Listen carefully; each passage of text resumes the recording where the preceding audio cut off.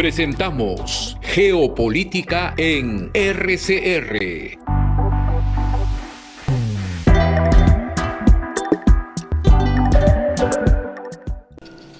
Muy buenas noches, estimados amigos. Muchas gracias, don Sergio Skobalski, por estar acompañándonos con gran puntualidad profesional.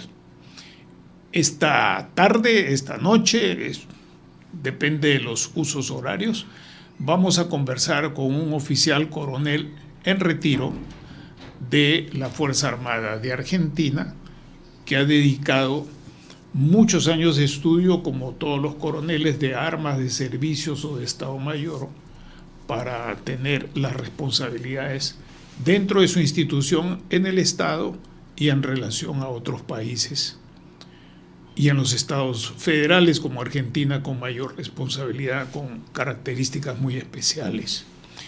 Además de los años de estudio que lo llevan al grado de coronel, hoy en retiro, son más de 30 años que estas personas pasan estudiando, y es un asunto que mucha gente desconoce. Además de eso, me voy a permitir, con su permiso, Sergio, leer algunos datos básicos.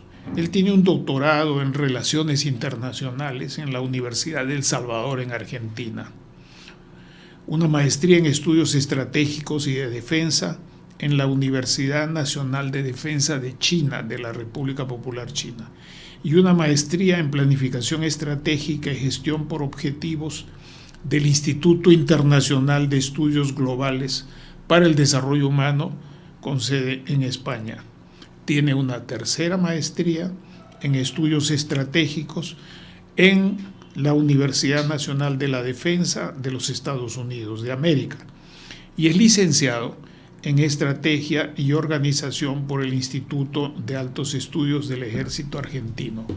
Entonces, la persona que hoy entrevistamos y que marca una pauta para próximos programas de 1 hora o 55 minutos y otros próximos en forma de panel con personas de distintos países competentes sobre un tema determinado, es un paso muy importante en el desarrollo de este programa que venimos desarrollando todos los lunes desde el 6 de junio del 2022. Muchas gracias, Sergio, por tu contribución. Creo que es muy importante que nos ayudes a comprender que la defensa y la seguridad del Estado, aun si considerásemos solamente el dominio militar, no es cuestión de compras de bienes o suministros sin el contexto y sin un planeamiento, sin saber cómo estamos, para qué lo queremos, cuándo lo queremos, qué características debe tener y si podemos sostenerlo y mantenerlo cumpliendo los objetivos, resultados que se han previsto a través de un plan. Bienvenido entonces, y te invito a que nos digas tus primeras ideas centrales conforme habíamos adelantado en nuestro pequeño índice, para que podamos aprovechar al máximo el tiempo y expresarse, como es el caso, con toda libertad. Muchas gracias por tu contribución. Adelante, Sergio. Bueno, buenas noches, Manuel. Muchas gracias por la presentación. Un afectuoso saludo al equipo de RCR Geopolítica, por la invitación y también por el compromiso que tienen con el análisis estratégico tan importante para nuestra región. También un saludo especial a la audiencia que hoy nos acompaña. El tema de que vamos a hablar es el impacto de la crisis mundial en seguridad y defensa, y lo voy a dividir en forma didáctica en 3 ejes temáticos. El primero, la reconfiguración del orden económico mundial. El segundo, la evolución de la guerra comercial entre Estados Unidos y China, sus distintas etapas y su proyección actual. Y el tercero, las implicancias para América Latina y su sector de defensa, incluyendo riesgos, oportunidades y recomendaciones. Estupendo. Para analizar el primer eje... Adelante, estupendo. Ajá, perfecto. Gracias, Manuel. Para analizar el primer eje temático sobre la reconfiguración del orden económico mundial, voy a partir de dos principios analíticos geopolíticos. El primero, que estamos en un mundo sin anclajes. Nos encontramos en este momento en una transición entre dos eras geopolíticas. Recordar que el mundo antes de la Segunda Guerra Mundial era proteccionista, nacionalista, y el promedio que tenía de aranceles era entre el 100 y el 150% entre todos los países y las economías más desarrolladas de ese momento. Hoy, 80 años después, la situación es totalmente distinta. Si tomamos las tres economías más importantes del mundo, Estados Unidos, la República Popular China y la Unión Europea como bloque, el promedio de aranceles oscila entre el 2 y el 3% para todos los productos. Es decir, estamos en un mundo completamente distinto. Y el segundo principio analítico es la distinción entre lo que es un imperativo geopolítico, que son aquellos hechos inevitables y predecibles, y la ingeniería geopolítica, que es la gestión de estos imperativos a través de la política interna y de la estrategia. Y lo voy a explicar con el planteo que está haciendo la actual administración Trump. El imperativo geopolítico, de acuerdo lo ha manifestado en reiteradas oportunidades la administración Trump, es que el sistema económico liberal que fue creado para debilitar a la Unión Soviética ya no está garantizando beneficios, sino que se ha transformado en un riesgo geopolítico por la dependencia que genera de países inestables.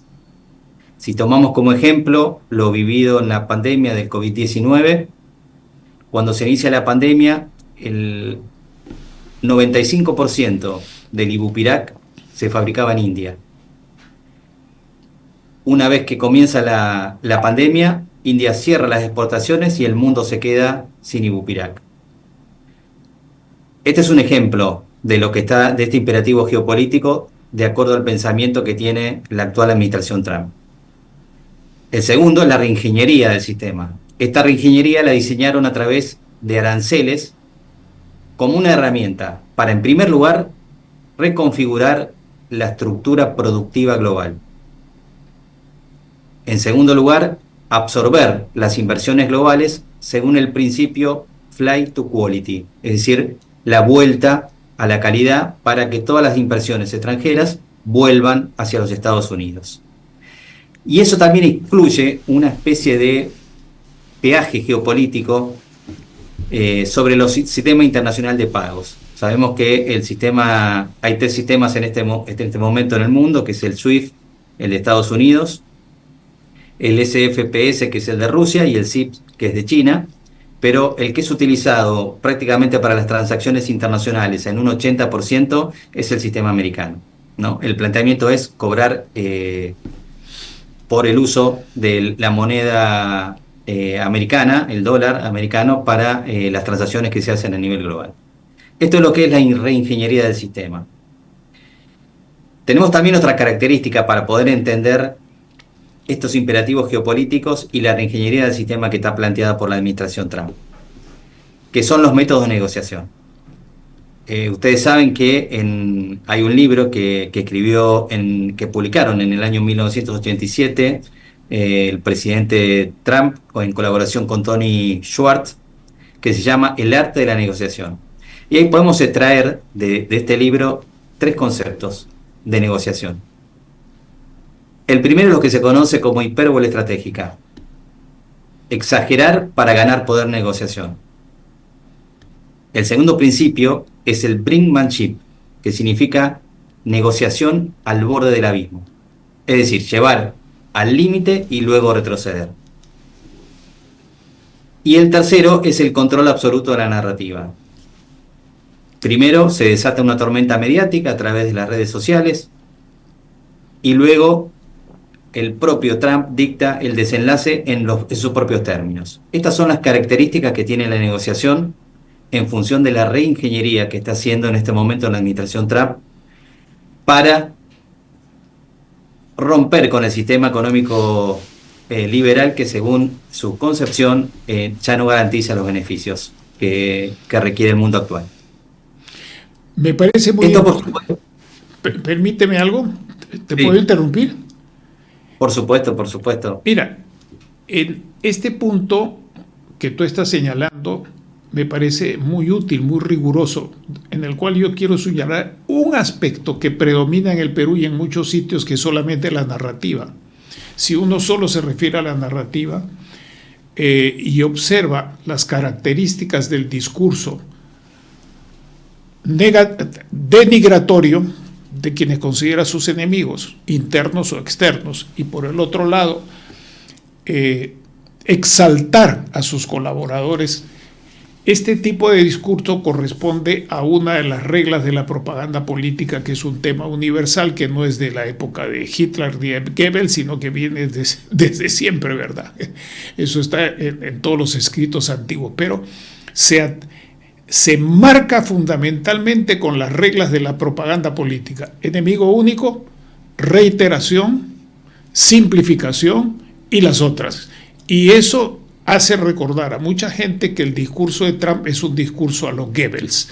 Ese es un pequeño comentario que ahí lo dejo para que tú puedas continuar y retomar eso, porque si solo se ve eso, no se ven las otras partes de la ingeniería ni a los otros temas sustantivos que tú estás colocando muy bien. Adelante, por favor. Bueno, gracias por el comentario. Por supuesto, todo este planteo de la actual administración tiene una afectación directa sobre los que son las cadenas de suministro, básicamente. Y acá hay dos principios que son de la geopolítica, pero también de la estrategia, que es el reshoring, el primero, que es esa relocalización de las plantas productivas hacia Estados Unidos. Repartición que incluye sectores estratégicos, no solamente sectores de defensa, sino también sectores comerciales.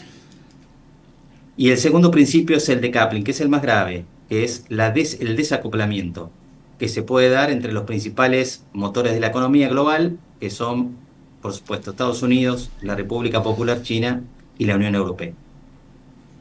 Acá podemos identificar unas variables críticas, que son consecuencias de estos dos principios, que son, en principio, la posibilidad del colapso parcial de los marcos multilaterales, ¿no?, que han dado durante estos 80 años previsibilidad a la inversión global.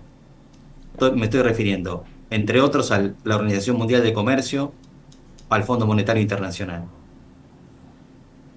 En segundo lugar, una disrupción del comercio global que vamos a ver en los próximos 3 o 6 meses que vienen, si se transforma en una desglobalización caótica que trae como consecuencia una regionalización en bloques económicos antagónicos.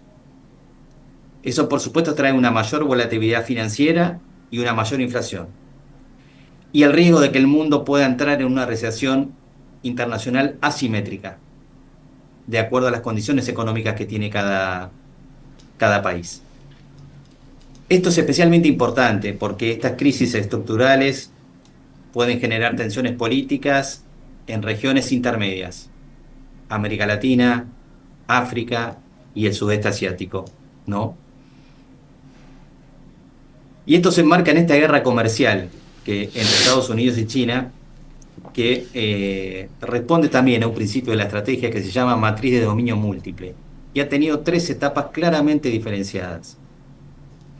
Entre 1991 y el 2016, la relación comercial entre Estados Unidos y China se enmarcaba en niveles de cooperación y de conflicto simultáneos.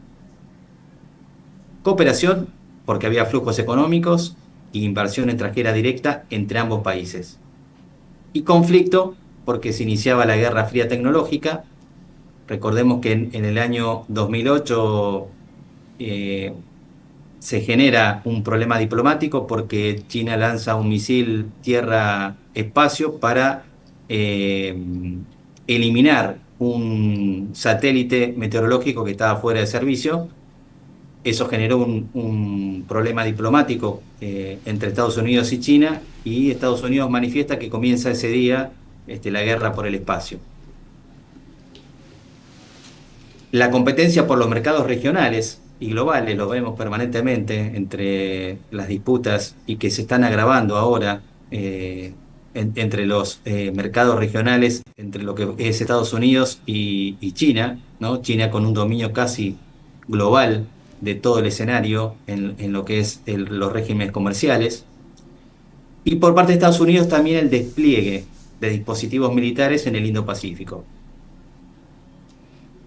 La segunda etapa se da a partir del 2017 en la presidencia de Trump, la primera, ¿no? Que podemos definirlo como un escenario de competencia estratégica extrema y que continúa el presidente Biden, la administración Biden.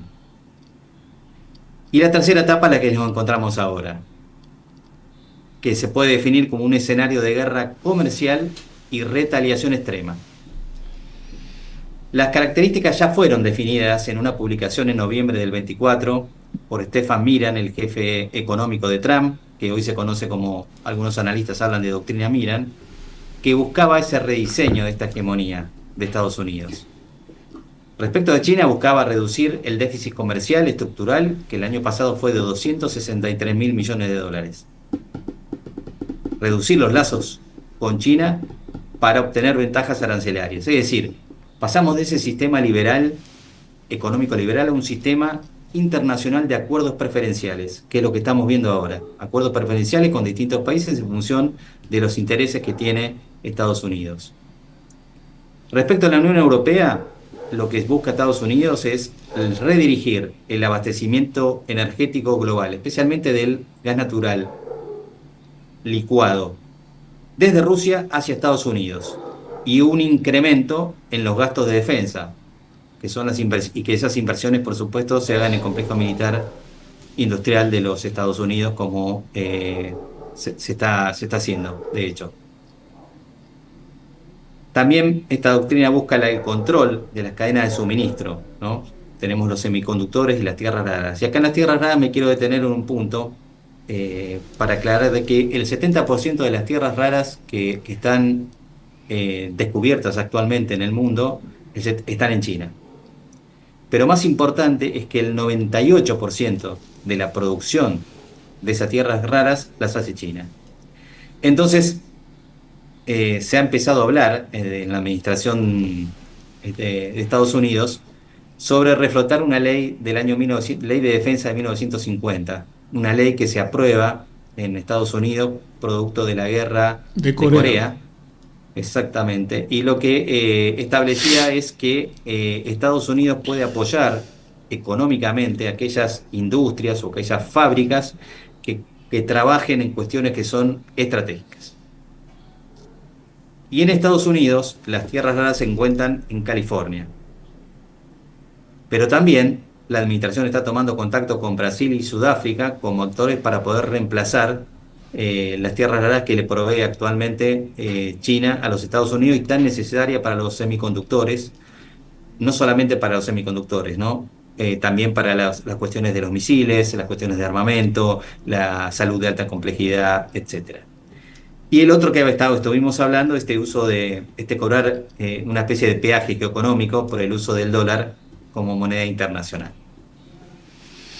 Mira, esto tiene impactos directos en lo que es Estados Unidos, China y América Latina, que ahora me voy a referir. Me gustaría pedirte una reflexión en este panorama que presentas tan bien sistematizado, empleando términos, expresiones precisas que mucha gente no conoce. Me gustaría colocarte el tema del tiempo. No hay estrategia sin tiempo. El tiempo es una variable fundamental. Y el tiempo fuga, como decían los romanos. Tempus fugit. Mi pregunta es, en este caso, una reflexión en el siguiente sentido. No en el sentido de que, ¿qué crees tú?, sino cómo razonas tú el logro de los resultados que pretende la administración Trump en función de 4 años del tiempo. Eso que nos lleva además a otras hipótesis sobre continuidad del régimen, que ahora no vamos a tocar, sino tratando de aclarar el factor tiempo. ¿Cómo ves tú las probabilidades de que, teniendo en cuenta el tiempo, alguno de estos resultados que pasan por procesos que no son declaraciones hipersónicas, sino que pasan por procesos que tienen su duración antes de llegar a sus objetivos? Me gustaría una reflexión tuya sobre este factor. Bueno, en primer lugar, según muchos analistas económicos, el JP Morgan, entre otros, el mercado de Estados Unidos tenía una desviación del 20%. Es decir, las empresas norteamericanas estaban un 20% por encima del valor real. Esta medida actual del tema de los aranceles lo que hizo es corregir esa desviación económica y justamente bajó el 20% el valor de las empresas y se colocó en un estadio que era el estadio real que debía tener el mercado. Respecto del tiempo, vamos a ir analizando. Estos efectos se van a ver entre los 3 y los 6 primeros meses. ¿Por qué? Porque tenemos una pausa ahora de 90 días, ¿no es cierto? En esa pausa de 90 días se está negociando lo que es, para mí, el sistema internacional que quieren imponer, que es un sistema de acuerdos preferenciales para Estados Unidos. Estuvimos viendo también que, entre otras cosas, hubo recientemente Estados Unidos, el presidente Trump quitó los aranceles para lo que son los celulares y las computadoras, etcétera, porque si no, por supuesto, se le va a encarecer demasiado la población. El tiempo, por supuesto, si son los 4 años estos actuales, no alcanza para hacer una modificación completa del sistema internacional. Hay que tener en cuenta que el año que viene son las elecciones de medio término. También, digamos, esa necesidad de rápidamente tomar esta serie de medidas para que el efecto, que ahora vamos a hablar de eso, impacte este año y no el año que viene, que tienen las elecciones de medio término, ¿no? Esta es una estrategia política que toman todos los gobiernos que tienen este sistema político como los de nuestros países. Y acá quiero hablar de un detalle particular. El JP Morgan, en diciembre del año pasado, anunciaba que la probabilidad de una recesión que tenga Estados Unidos en este año 2025 era del 30%. La semana pasada dijo que era del 60%. La contracción del PBI real va a disminuir un 0,3%. Un aumento del desempleo del 5,3%. Y acá hay que tener en cuenta un detalle, ¿no es cierto? Una economía que se considera sana admite un desempleo de hasta el 4%, ¿no? Estados Unidos ahora se encuentra en pleno empleo. Y pasar a un nivel del 5,3 es un impacto social muy grande para cualquier país y también para Estados Unidos. Por supuesto que estas medidas generan inflación y generan un aumento en el costo de los productos importados. ¿Cómo impacta esto en la familia? Las familias se van a ver encarecidas en un 2,5% de su presupuesto familiar con estos aranceles del 10%. Y veremos cómo se va encareciendo a medida que se vaya perfilando ya cuál va a ser este sistema de acuerdos preferenciales que están en este momento negociando. Tomemos un ejemplo, el café de Colombia. Colombia tiene, como todos los países, menos China, ese 10%. El café, por supuesto, va a salir un 10% más. Si vamos a los autos, con los aranceles que ha impuesto, un auto de $25.000 tendría que salir actualmente $51.000. ¿No es cierto? Entonces, volvamos a las fábricas textiles, ¿no? Las más importantes que están en Vietnam y en Camboya, que tenían, digamos, están pausados, pero tienen un 64% de aranceles. Las más afectadas son Nike, Levi's y Gap. Para volver a llevar estas fábricas de Vietnam o Camboya a los Estados Unidos, primero hay que construirlas. Después se necesita mano de obra para eso. mano de obra que a veces no es calificada, y también se necesitan las máquinas de coser, ¿no? Que en este momento en Estados Unidos no está y que hay que comprarlas en otro lado, ¿no? Entonces, estas cuestiones requieren entre 1 y 2 años para poder montarse, y que son cuestiones que son más simples, ¿no? Las cuestiones que son más complicadas, como de alta tecnología, requieren muchos más años, ¿no? En esa pregunta del tiempo, ¿no es cierto? Eh, Medidas de shock iniciales, se corrige la desviación del 20% que tiene el mercado y se comienza a negociar aranceles a través de acuerdos preferenciales para tratar de evitar el escenario posible que viene, que es recesión económica para este año, inflación y aumento del costo de los productos importados, y también un menor crecimiento económico. En la Reserva Federal, ayer o antes de ayer, vaticinó que ha reducido el crecimiento económico de Estados Unidos del 2,1 al 1,7 para el 2025. Es decir, datos duros de agencias oficiales y serias que Así es. analizan la situación económica, están viendo cómo se mitiga estos efectos que se van a dar. Si continúa esta política de aranceles, este es el escenario posible. Por eso es que esta pausa permite volver a reordenarse, a recalcular el sistema, el impacto que tiene sobre las bolsas y el impacto financiero también que tiene, y volver a ver cómo se pueden negociar estos acuerdos preferenciales que traten de mitigar al máximo estas cuestiones como la recesión económica, la inflación y el menor crecimiento económico que va a tener, o que se pueda concentrar en el primer año de gobierno, para el año que viene estar, digamos, en una mejor posición para, por supuesto, las elecciones de medio término que vienen.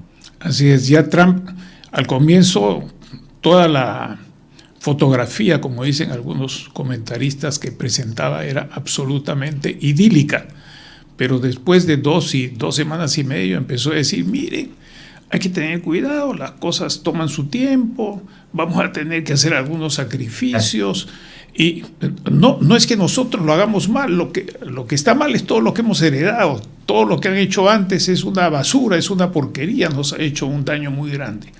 Entonces, esa es la narrativa, y mi impresión, esa es ya para mi pregunta te doy mi impresión, no es una conclusión, es una impresión, es que se va a seguir con la narrativa, porque hay un principio básico en todo esto. La gente tiene que creer. Gobernar es hacer creer, y si no creen, entonces se entra en un problema. Mientras tanto, y aquí sí va una pregunta, no es con 70 estados que tiene que negociar. ¿Cuáles serían, a tu juicio, las principales, si es que lo has estudiado, o puedes darnos algunas ideas sobre cuáles serían las principales negociaciones dentro de esta táctica o metodología de negociar hacia el extremo? No vas a negociar con 70 países, con Perú, Bolivia o Ecuador. Tienes que negociar con aquellos que tienen factores importantes, pertinentes, decisivos en la búsqueda de tus objetivos. ¿Cómo ves esta pregunta? Bueno, excelente pregunta. Habíamos hablado de cuáles son los 3 motores de la economía global, que son Estados Unidos, China y la Unión Europea. Con la Unión Europea están negociando el tema de la compra del gas natural licuado que se hacía de Rusia y ahora se hace a Estados Unidos. Recordemos que Estados Unidos en el 2024, a principio, en enero de 2024, se convirtió en el primer exportador de gas natural licuado del mundo. Todo el abastecimiento que se hace, digamos que hacía Rusia, lo tenía que cubrir algún mercado. O sea, Qatar, que era el proveedor más cerca, no llegaba en 3 años para poder suplir la demanda de gas natural licuado, y sí lo hizo Estados Unidos. Recordemos que el gas natural licuado es el gas que se saca por esquisto en Estados Unidos, por fracking. Se coloca se lo congela a 193 grados bajo cero, se lo solidifica y se lo envía a Europa en este caso. ¿Qué pasa? Europa tiene 3 plantas que pueden desgasificar otra vez y transformar el gas sólido en gas natural, de las cuales el 93%, o sea, 2 plantas estaban en España y una que se terminó de construir en el 2024 en Alemania. Eso tuvo un impacto muy grande, porque todos los barcos que antes proveían, por ejemplo, a Pakistán y a India, que no tienen gas y que necesitan comprar gas natural licuado, por una cuestión del mercado se fueron a Europa porque se pagaba mejor el gas y Estados Unidos también a suplir esa demanda, ¿no? Eso ocurrió durante la guerra, ocurre durante la guerra de Ucrania por el tema del corte respecto del gas natural. Eso es lo que está negociando con la Unión Europea, que es la tercera economía, contándola globalmente, después de China. Respecto de China, los daños ya son más fuertes. ¿Por qué? Porque si vemos los sectores más afectados por los aranceles de China hacia Estados Unidos, tenemos la agrícola, la carne y la soja, el tecnológico, celulares, el textil y también el petróleo y el farmacéutico. Pero también tiene efectos para China, ¿no? China ya anunció, el Partido Comunista anunció la semana pasada que las proyecciones de crecimiento también de que eran del 5%, bajaban a un 4,5%. Pero China se estuvo preparando para esta guerra comercial. Tuvo 8 años en los cuales en estos 8 años redujeron lo que es las exportaciones a Estados Unidos del 19 al 14%. Estamos viendo ahí claramente que este escenario lo tenían analizado y lo tenían previsto. Después también están negociando con la Unión Europea por el tema de los vehículos, ¿no es cierto? Que sabemos que es uno de los temas que tienen más aranceles para los Estados Unidos. Después tiene el tema de los subsidios internos. Y otra herramienta disuasiva, que son la devaluación del yuan. Varios analistas económicos dicen que existe un 75% de probabilidades que China devalúe el yuan entre un 25 y un 30%, ¿no? También tiene el uso estratégico de los bonos del tesoro, ¿no? Tenemos el 70% de los bonos del tesoro de Estados Unidos están en China. Y lo que está haciendo, que lo que estamos viendo en este momento, que se está reorganizando las alianzas con Corea del Sur y con Japón, pero también a futuro eso va a incluir el RCEP, que son todos los países del sudeste de Asia. ¿Cuáles son esos sectores que están afectados por los aranceles de Estados Unidos a China? Tecnológico, textil y químico también, digamos. Ese es el escenario respecto de las grandes economías y las negociaciones más importantes que está haciendo en este momento el gobierno de Estados Unidos con Europa, básicamente para gastos en defensa y gas natural licuado. 2 cositas me gustaría pedirte, por favor. Una, que nos ampliaras un poco el asunto de Japón-Corea. Japón, Corea y China acaban de tener una especie de acuerdo, ¿no? ¿Verdad? Que te refirieses un poco a eso para ilustrar a las personas que nos acompañan y a mí mismo, por supuesto.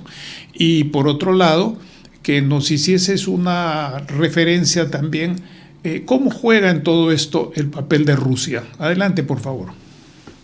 Bueno, en principio, como había comentado, Corea del Sur y Japón, enemigos estratégicos de China, están reorientando. Tuvieron un memorándum, un acuerdo, digamos, un memorándum de entendimiento, porque tanto Japón como Corea del Sur, que son dependientes también de las exportaciones hacia los Estados Unidos, se iban a ver afectados en un 34% ambos países, ¿no es cierto? Ese escenario hace que se reorganice las alianzas, que es uno de los escenarios que es posible que suceda, se reorganicen las alianzas estratégicas y cada uno busque defenderse de esta manera, y en eso China tiene herramientas para poder negociar en mejores condiciones con estos países para poder aguantar el impacto de los aranceles en el caso que se definan en las condiciones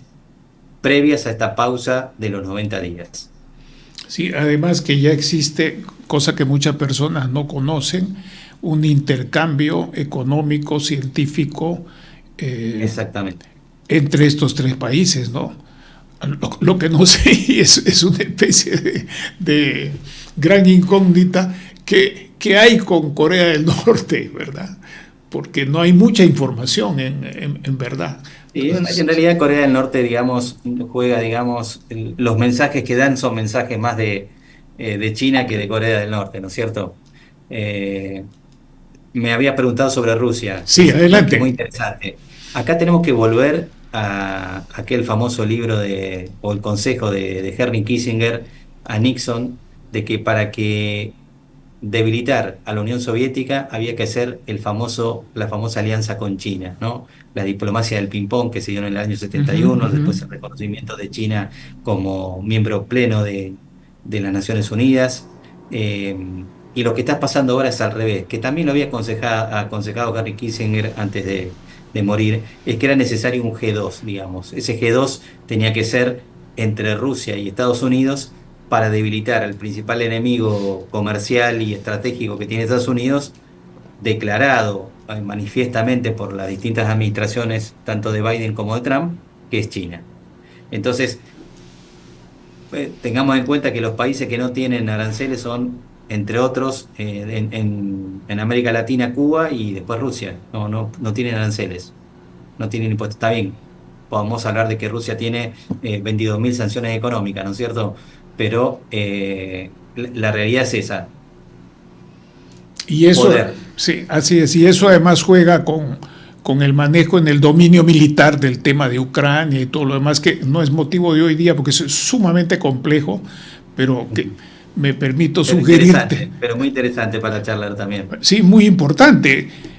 Desde el comienzo de esta llamada operación especial, y esto se vio en una reunión a la que pude acceder por internet del Centro Wilson, ya se hablaba del factor Odessa y del factor Turquía.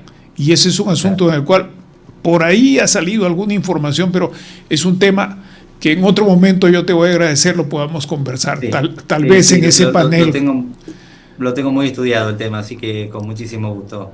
Sí, ese es un asunto que aquí no se conoce.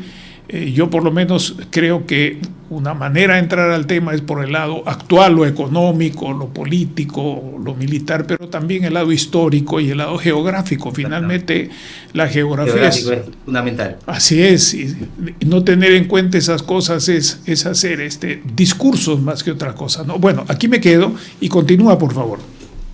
Bueno, estos, digamos, los impactos que tiene. Vamos a ver tenemos tres escenarios, básicamente, a futuro, de los cuales podemos hablar haciendo una perspectiva estratégica de este escenario, cómo puede terminar en los próximos meses. El primer escenario es regionalización estable. Yo lo defino como regionalización estable. Se reconfiguran los bloques económicos, los BRICS, el ASEAN, la CELAC. Estados Unidos conserva el liderazgo tecnológico monetario y América Latina logra posicionarse como un socio energético y alimentario estratégico en la región. El segundo escenario es de multipolaridad desordenada. Se fragmentan las alianzas, que es lo que estuvimos hablando, se acelera el uso de monedas alternativas al dólar y aquellas potencias económicas de segundo orden empiezan a tener una mayor autonomía regional. Me refiero a Turquía, India, Brasil, Sudáfrica. Y el tercer escenario, que es el más complicado, es de recesión global y escalada.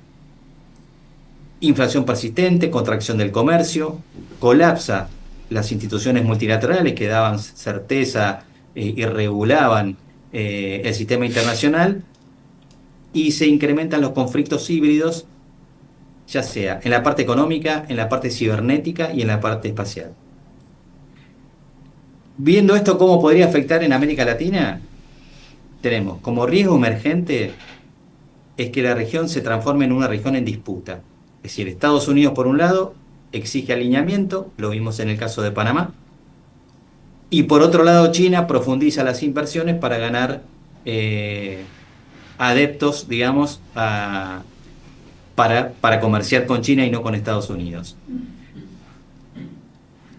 Como otro riesgo emergente puede ser la volatilidad financiera también y de las materias primas. Vimos que, como está prevista esta recesión mundial, el precio del petróleo comenzó a caer, ¿no es cierto? Se prevé una menor demanda, cae el precio del petróleo.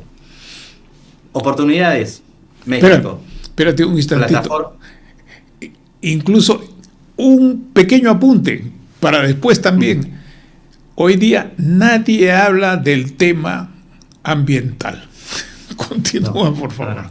Pasó a otro plano, así como tampoco la gente se refiere en tiene o no vigencia la OMC, la Organización Mundial de Comercio, con todo lo que está pasando, ¿no? Esos son temas que están un poco en el fondo. Pero bueno, de hecho es una de las organizaciones que tendería a desaparecer o a tener un rol mínimo, y recordemos que el crecimiento de China fue a partir de su incorporación en la OMC en el 2000, y que hablamos de la famosa tasa china, ¿no? Que permitió sacar a 700 millones de personas de la pobreza, o de una clase popular en ascenso, y la transformó en una clase media vulnerable, ¿cierto?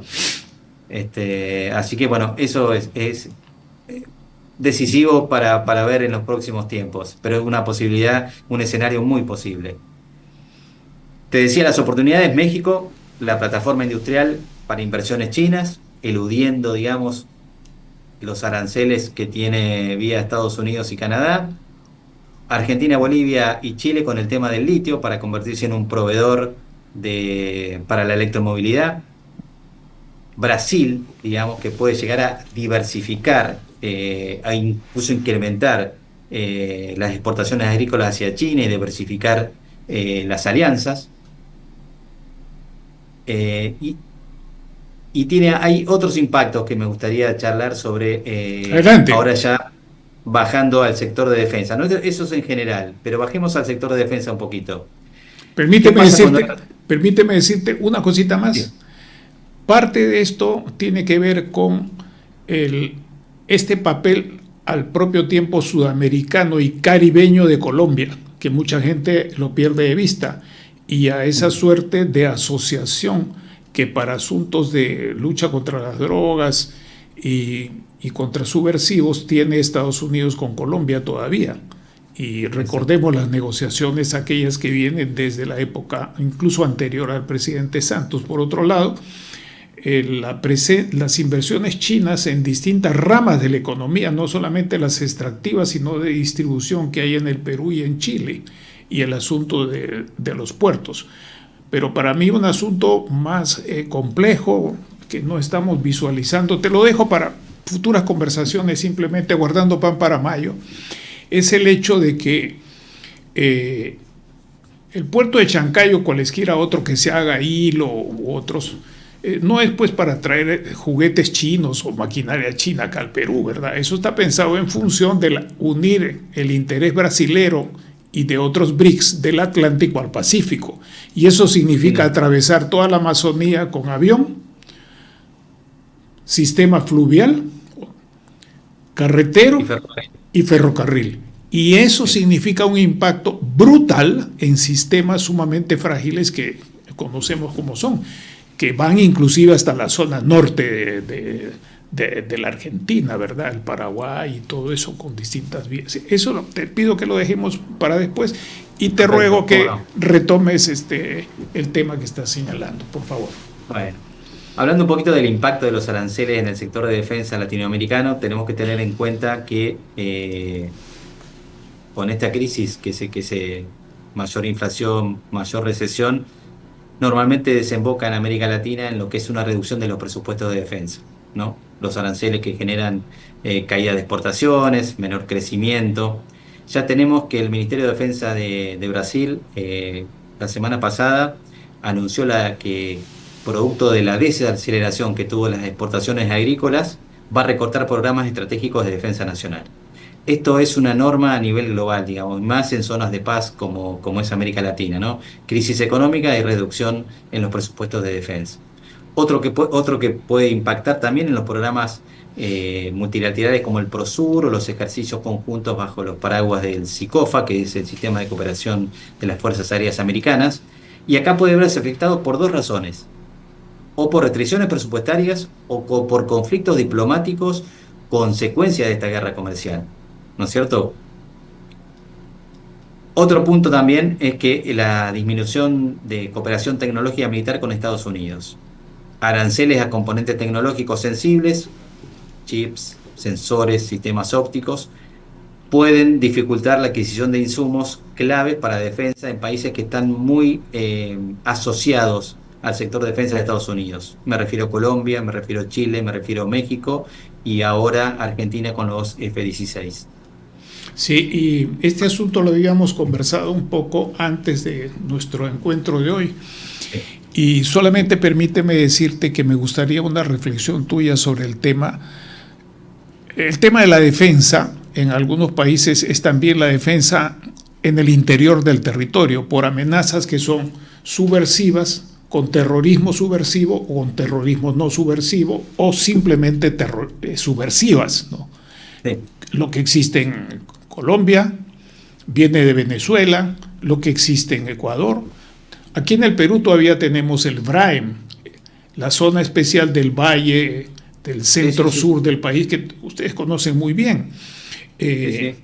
Y tienes el problema de las migraciones.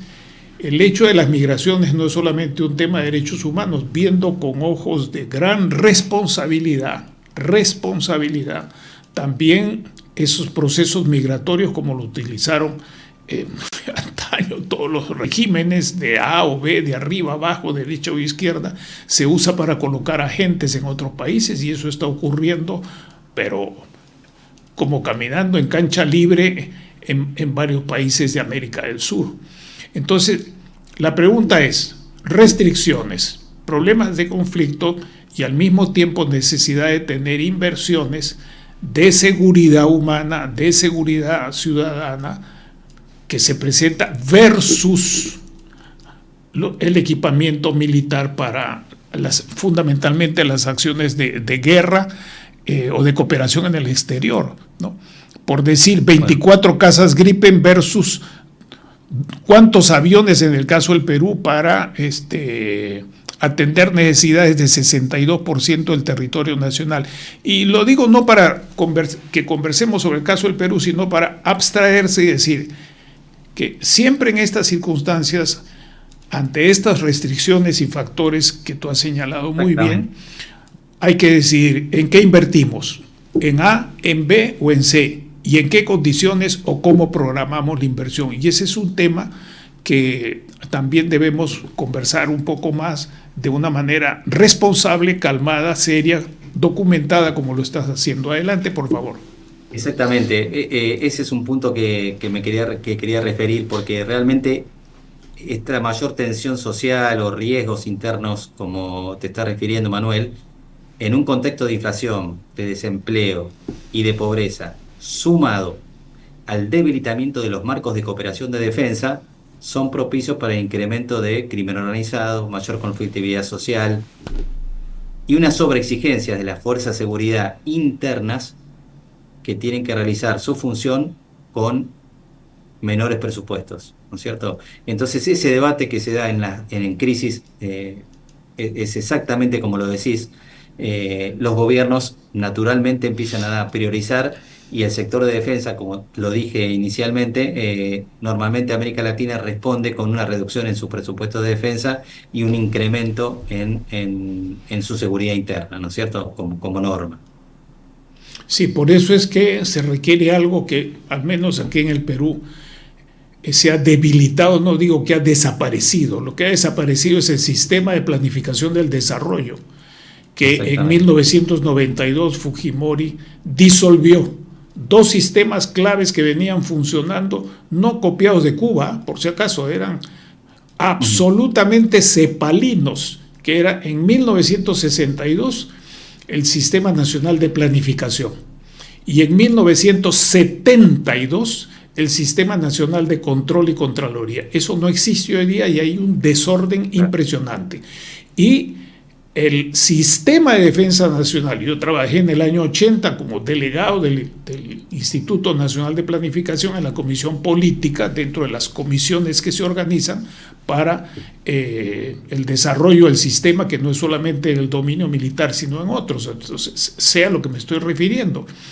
Ese sistema hoy día está bastante debilitado, no se conoce y prácticamente lo que se ve, y lo mismo pasa en otros países, son las actuaciones de los institutos, instituto aéreo, terrestre, marino o policía, en demanda de sus intereses, muchas veces presentándola como que si fueran los únicos y no el conjunto. Ese es un asunto sumamente serio que se está presentando en países donde, como en el caso del Perú, se ha debilitado o desaparecido prácticamente los sistemas de planificación. Y alguna gente lo atribuye a esto que solamente existen en países estatistas y se olvida que hasta el Japón tiene una agencia de planificación de la defensa. Cierro mi paréntesis y te devuelvo la palabra. Bueno, esto sería el impacto en general que pueden llegar a tener esta guerra de aranceles entre China y Estados Unidos, y Estados Unidos y el resto de los países del mundo en el sector de defensa latinoamericano. Entonces, podemos identificar ahora unos ejes estratégicos que podrían seguir las políticas de defensa en este contexto. Vos me habías preguntado sobre el tema de las compras.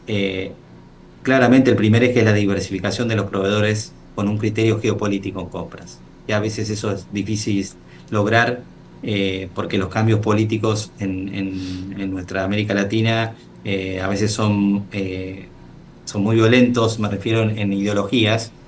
Entonces, lo que se negocia en un gobierno, el otro gobierno abandona esa negociación y empieza otras negociaciones, ¿no? Entonces, lo importante es tener proveedores y establecer un criterio geopolítico que pueda tener una continuidad en el tiempo, por más que sea difícil, y que mitigue estos riesgos de sanciones o bloqueos, que es lo que vamos a ver si este programa de aranceles se profundiza. Después el desarrollo de la industria de defensa local, ¿no es cierto? Que eso da mucha autonomía a los países, ¿no? Fomentar la producción nacional de equipamientos, crear capacidades de mantenimiento propias, promover consorcios regionales de defensa que permita hacer frente a todas estas cuestiones, estas coyunturas políticas de nivel internacional y de nivel nacional. Anticipar interrupciones de suministro en lo que es logística, crear reservas estratégicas, capacitar técnicos locales para poder hacer frente a todo el suministro, a toda esa servidumbre logística que requiere el equipamiento militar, lograr interoperabilidad y más autonomía, preservando la soberanía, que es un poco lo que vos decías, Manuel, preservar la soberanía en las decisiones operativas que tienen, o en las alianzas regionales que se establecen. Y después un tema que está vigente, por supuesto, que es el tema de ciberseguridad, que se requiere realmente una evaluación de estos riesgos en ciberseguridad y ciberespionaje, y hay que actualizar muchas veces en muchos países de nuestra América Latina necesitan actualizar lo que es la doctrina y coordinar respuestas, de ser posible, a escenarios y amenazas híbridas que cada vez son mayores y que la vemos con mayor frecuencia a nivel global. Eso es un asunto muy importante. Bueno, todo lo que has señalado de manera casi como un índice muy preciso, una especie de checklist de lista de comprobación por tu parte, tiene en el último tema una importancia muy grande, aplicable también en cuanto a la seguridad interna, ¿no? a las capacidades que puedan tener la policía o las fuerzas policiales y otras de policía, aunque no sean fuerzas policiales, como las superintendencias de aduanas, etcétera, para poder actuar de una manera organizada, reduciendo los problemas, las amenazas y tratando de facilitar la vida de la gente, las inversiones. Ese es un aspecto de mucha importancia. Aquí, en el caso del Perú, tenemos necesidad de eso en todas las fronteras, necesidad incluso dentro de las ciudades grandes como Lima, Callao, que es una conurbación enorme, también en las zonas donde hoy día, imagínate, se vuelan torres de alta tensión como si fuera la época de Sendero Luminoso en los años 80. En Patás y eso todavía no se controla. Y el último punto que te pediría una reflexión que tiene que ver con tu profesión, no solamente como oficial en situación de retiro, sino como académico, ¿no? ¿Cómo promovemos el pensamiento estratégico, lo que llaman en otra parte los think tanks, que es un asunto fundamental para poder tener oídos y ojos abiertos a todo lo que nos está ocurriendo. Tus últimas palabras sobre este tema, por favor. Bueno, mira, yo creo que es necesario también que a nivel gubernamental se promueva los centros de estudios estratégicos que puedan hacer un seguimiento de la geopolítica y analizar permanentemente el impacto que tiene sobre los gobiernos nacionales, porque realmente sin planeamiento estratégico, las decisiones que se toman políticas son decisiones coyunturales y no son fundamentadas en una realidad geopolítica que es tan importante para poder resolver casualmente estos problemas. Las universidades deberían tener geopolítica, análisis estratégico. Si bien lo tienen muchas veces las Fuerzas Armadas, es necesario completar la estrategia con la geopolítica para poder, digamos, interpretar lo que está pasando en el mundo y poder aplicar las cuestiones de planeamiento estratégico para llegar a tener una resolución lo más aproximada y lo más beneficiosa para el Estado Nacional de la situación que está viviendo el mundo. Estimados amigos, llegamos ahora a la terminación con estas sabias reflexiones de Sergio Skobalski, que yo espero las aquilatemos, las aprovechemos y las pongamos en práctica. Gracias, Sergio, por tu contribución. No has tenido mucho tiempo para preparar esta conversación, pero me parece que está dentro de los estándares de muy buena calidad, no de calidad como se dice, porque la calidad puede ser buena o mala, fea o bonita, sino de buena calidad. Muchísimas gracias y esperamos tenerte nuevamente. Bueno, gracias a ustedes, buenas noches, Manuel, y gracias a un afectuoso también saludo a todo el equipo de RCR Geopolítica y a la audiencia. Muchas gracias. Gracias a ti, sinceramente, y hasta pronto. Hasta pronto. Hemos presentado Geopolítica en RCR